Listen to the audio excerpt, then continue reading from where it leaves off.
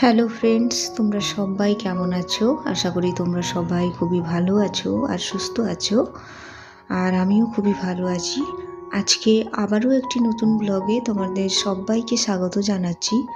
I hope তোমাদের ব্লগটি একটু হলেও ভালো লাগবে। আর আজকে আমি দুপুর 12টা থেকে দুপুর 1টা পর্যন্ত কী কী কাজবাজ করি, কিভাবে কমপ্লিট করি, সেগুলোই তোমাদের সাথে শেয়ার করছি। আর এখন হচ্ছে দুপুর ওই 12টা মতো বাজে। তো এই যে ডেলি ইউজের জিনিসগুলো এখন আমি গুছিয়ে নেব, যেরকম সোয়েটার, তারপরে মাফলার, তারপরে ব্যবহার করা ওই যে ওড়না, আমার হাজব্যান্ডের গেঞ্জি, এগুলো সব এখন আমি গুছিয়ে রেখে দিচ্ছি, কারণ এগুলো হচ্ছে ডেলি ইউজ করা জিনিসগুলো। তো গুছিয়ে এগুলো এখন আমি খুব ভালো করে রেখে দেব। আর এগুলো না গুছিয়ে রেখে দিলে কিন্তু জিনিসটা মানে জায়গাটা খারাপ দেখাবে, তাই প্রথমেই এগুলো গুছিয়ে নিলাম। আর তারপর চলে এলাম বাইরে। এই বারান্দার সামনে কি বলতো, সবজি খোসাগুলোকে পরিষ্কার করে নেব। এটা আমার রোজকারই রুটিনে থাকে। তোমরা প্রায়ই আমার যারা ডেলি ব্লগ দেখো তোমরা সবাই দেখেছো।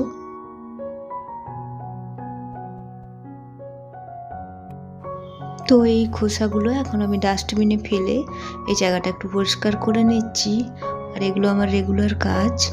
তো ওই দুপুর 12টা থেকে দুপুর ওই 1টা পর্যন্ত আমি কিভাবে কাজগুলো করছি সেগুলোই দেখাচ্ছি। আর তারপরে চলে এলাম গাছগুলোতে একটু জল দিয়ে দেব।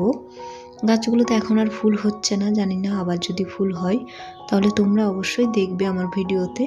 আর এই যে লঙ্কা গাছটা, এটা তো মানে লম্বা হয়েই যাচ্ছে, জানি না কবে কি ফুল দেবে বা লঙ্কা ধরবে কিনা সেটাও বুঝতে পারছি না।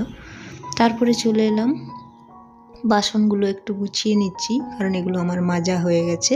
তো মাজা বাসনগুলোকে এখন আমি একটু বেশ সুন্দর গুছিয়ে করে রেখে দিচ্ছি, কারণ এখন না গুছিয়ে রাখলে পরে কিন্তু আর সময় হয়ে ওঠে না। আর তারপরেই কিন্তু আমি স্নানটা করে নিলাম, বুঝলে। তারপর ওই যে একটা বাটিতে একটু ময়দা নিয়েছি, ময়দা নিয়ে একটু কাঁচা লঙ্কা কুচিয়ে দিচ্ছি আর একটু ক্যাপসিকাম কেটে দিচ্ছি।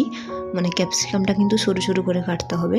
আর আমার হাজব্যান্ড আজকে একটু তাড়াতাড়ি আসবে, মানে শনিবার, তাই ভাবলাম যে একটু টিফিন করে নেব।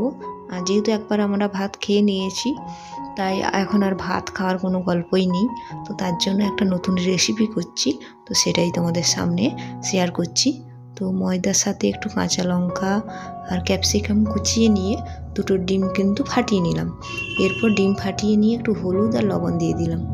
আর হলুদ লবণ দিয়ে অল্প পরিমাণে কিন্তু একটু চিনিও অ্যাড করছি। তো চিনি দিলে একটু খেতে কিন্তু ভালো লাগে। আর এই জিনিসটা কিন্তু কি বলতো, সসের সাথে খেতে, মানে বিশেষ করে টমেটো সস এত ভালো লাগে, বা কোনো চাটনির সাথে খাবে খুবই ভালো লাগে।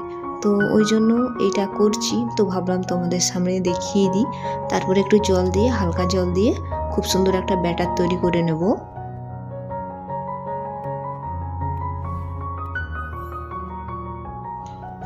আর এটা কিন্তু তৈরি করার সময় কোনো রকম ভেঙেও যায় না, যেহেতু ডিম আছে আর ময়দা আছে, মানে একটু চিট ভাব হয়। তো তোমরা বুঝতেই পারছো। আর এটা কিন্তু খেতেও খুব টেস্টি হয়।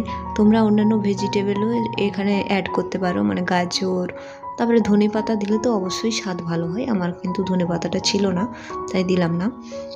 তো এটা কিন্তু ফুলবেও খুব সুন্দর, যেহেতু ডিম আছে। তো এগুলোকে সে প্যানকেকের মতো কিছুটা। তোমরা অবশ্যই করে অনেকে বাড়িতে খেতে পারো। আর যারা খেয়েছো বা করেছো তারা অবশ্যই আমাকে কমেন্টে জানিও যে এগুলো তোমরা আবার অন্য কোনো প্রসেসে করো কিনা। তো আমি এইভাবে করি। আর এটা কিন্তু যতই মানে পাল্টাই না কেন, এটা সময় দেখছি ফুলে যাচ্ছে, মানে তোমরা বুঝতে পারছো কিনা জানি না। তো এটা বেশ ফুলছে, মানে তো খেতে কিন্তু খুব টেস্টি হয়েছিল।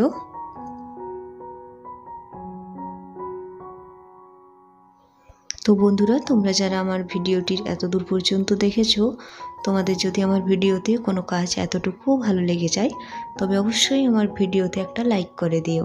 আর যদি খুবই ভালো লাগে তাহলে প্রতিদিন আমার ভিডিও দেখার জন্য আমার চ্যানেলটি সাবস্ক্রাইব করে আমার সঙ্গে থেকো। আর যেসব বন্ধুরা অলরেডি আমার চ্যানেলটি সাবস্ক্রাইব করে আমার সঙ্গে আছে তাদেরকে তো জানাই আমি অসংখ্য ধন্যবাদ। তো বন্ধুরা, ব্লগটি যদি তোমাদের ভালো লাগে অবশ্যই আমার সঙ্গে থেকো। আজকে আমি আর ব্লগটা খুব একটা বড় করছি না, বলেইছিলাম তোমাদের মানে দুপুর ওই 12টা থেকে দুপুর 1টা পর্যন্ত আমার যে রুটিনটা আমি সেটাই তোমাদের সাথে শেয়ার করব। তো ওটাই তোমাদের সাথে শেয়ার করলাম। এই টিফিন করা পর্যন্তই আমার টাইম। এখন আমি খেয়ে দিয়ে একটু রেস্ট নেব, যেহেতু সকাল থেকে অনেক কাজবাজ করতে হয়। আর এটা শুধু আমাকে নয়, প্রত্যেকটা হাউসওয়াইফকেই মনে হয় করতে হয়। আর যারা আমার ভিডিওতে মানে এতদূর পর্যন্ত আমার সঙ্গে আছো তাদেরকে আমি অসংখ্য ধন্যবাদ জানাই আমার সঙ্গে থাকার জন্য। তোমরা প্লিজ ভিডিওটি স্কিপ না করে দেখবে তোমাদের কোথাও না কোথাও একটু হলেও ভিডিওটি ভালো লাগবে।